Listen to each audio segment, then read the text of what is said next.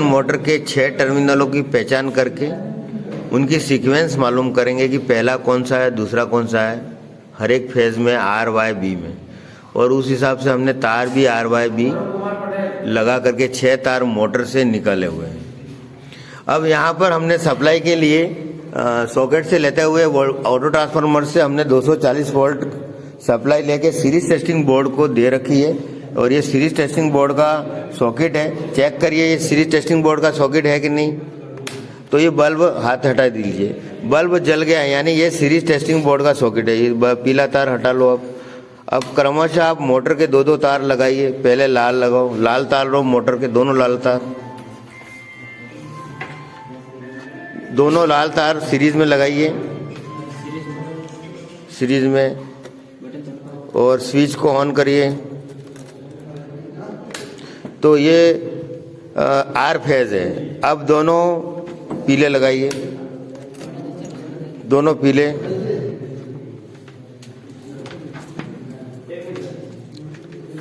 दोनों पीले तार लगाओ, स्विच को ऑन करो। तो ये दोनों पीले हैं, कंटिन्यूटी है, यानी इसमें ओपन सर्किट नहीं है, ये शो हो रहा है, बीच में से बाइंडिंग टूटी हुई नहीं है। अब दोनों नीले लगाओ, स्विच ऑन करें। तो ये दोनों नीले पे बल्ब, यानी तीनों फेजों में किसी तरह का ओपन सर्किट नहीं है, सिद्ध हो गया। अब हम इस मोटर के 2 फेजों के मध्य शॉर्ट सर्किट है कि नहीं, इसको चेक करेंगे। तो हमने ये लाल और पीला दोनों तार लगा के स्विच को ऑन किया तो बल्ब नहीं जल रहा है, यानी दोनों वाइंडिंग में शॉर्ट नहीं है।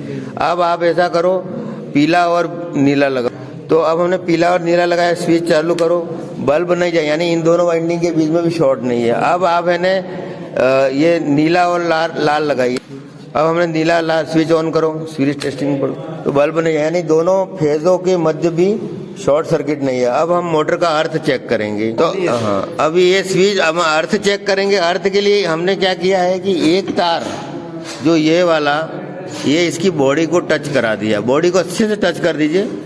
और अब आप क्रमशः एक एक फेज के तार लगाइए। तो पीले पे बल्ब नहीं जल रहा, आप दूसरा लगाओ, लाल पे भी बल्ब नहीं जल रहा है, तीसरा लगाइए, ब्लू, इस पे भी। इससे ये सिद्ध हो रहा है कि अर्थ भी नहीं है, यानी मोटर सही है। अब हम इसके टर्मिनलों की पहचान करें। अब हम सब इसके मोटर के टर्मिनलों की पहचान करने के लिए हमने क्या किया है कि इसके लाल और पीले एक एक तार को जोड़ दिया है। और इसके बाकी लाल और पीले को हमने एक फेज की सप्लाई दे दी है। और तीसरा फेज जो छूट रहा है ब्लू कलर वाला, उसके दोनों तारों को मिलाओ। स्पार्किंग हो रही, तो स्पार्किंग हो रही है, फिर से बार बार करो। तो इससे ये सिद्ध होता है कि स्पार्किंग हो रही है। इसका मतलब ये हुआ कि ये जो जुड़े हुए सिरे हैं, ये लाल वाला है वो R2 है और Y वाला है ये Y1 है, यानी ये असमान सिरे हैं। असमान सिरे का मतलब एक 2 है तो एक 1 है, आप कैसे भी ले सकते हो। इसको 1 मानोगे तो इसको 2 मानो, यानी ये R2 माना है तो ये Y1 है। और अगर इसको R1 मानते हो तो ये Y2 हो जाएगा। परंतु हमने यहाँ पर्ची लगाई है, इसको लिखा है R2, तो और पीले वाले को हमने लिखा है यहाँ पर Y1। तो इस तरह Y1 लिखा है। तो बाकी शेष सिरे उस हिसाब से Y2 हो जाएंगे और R1 हो जाएंगे। तो इस तरह से हमें 4 टर्मिनल इसके मालूम हो गए। अब हम आप पीला और ब्लू ले लीजिए। अब हम तीसरे फेज के टर्मिनल की सीक्वेंस मालूम करने के लिए हमने क्या किया, तीसरा फेज की सीक्वेंस मालूम करनी है। क्योंकि हमने पीले की मालूम कर ली, तो अब नीले की मालूम करनी है। तो इसके लिए नीला और पीले के 2 तार आपस में हमने ये मिला दिए हैं और इसके दोनों शेष सिरों पे सिंगल फेज ऐसी सप्लाई दे दी है। और जो तीसरा छूटा हुआ रेड फेज है उसको मिलाओ, तो ये स्पार्किंग हो रही है। इसका मतलब ये जो सिरे हमने मिलाए असमान है। असमान का मतलब ये नीला अगर B2 मानेंगे तो पीला है वो Y1 है। इसको आप अगर इसको Y2 मानोगे तो ये B1 हो जाएगा। ये कैसे भी आप सिलेक्ट कर सकते हैं। यहाँ पर हमने इसको B2 माना है और इसको Y1 माना है।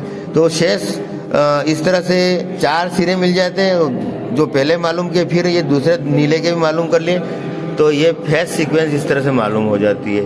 अब हमने क्या है कि यहाँ पे ये सिंगल फेज सप्लाई ली है और दोनों जो जुड़े हुए तार हैं ये लाल और ब्लू के दोनों जो जुड़े हुए सिरे हैं वो दोनों समान है। पहले हमने चेक कर लिया था, ये B2 है और ये Y2 है, ये R2 है। ये B2 है, ये R2 है। तो जो पीला जो तार तो बचा हुआ है इसमें फेस, उसके दोनों सिरों को मिलाइए तो किसी तरह का कोई स्पार्किंग नहीं हो रहा, यानी समान हो रहा स्पार्किंग, मिलाओ तो ये स्पार्किंग नहीं हो रहा। इसका मतलब ये सिद्ध होता है कि अगर आपके मिले हुए तार समान है और सिंगल फेज की सप्लाई देके जो शेष एक फेज है उसको दोनों तारों को मिलोगे तो स्पार्किंग नहीं होगी। जब वो समान सिरे होंगे, दो है या एक है, और असमान सिरों की स्थिति में स्पार्किंग होती है। इस तरह से हम 6 तार ज्ञात कर लेते जो वाइंडिंग करने के बाद जरूरी है, और उसी के बाद ही स्टार डेल्टा के कनेक्शन होते हैं। तो ये एक प्रैक्टिकल उपयोगी है जिसको हमने किया है और ये सबको समझने में मदद मिलेगी। धन्यवाद।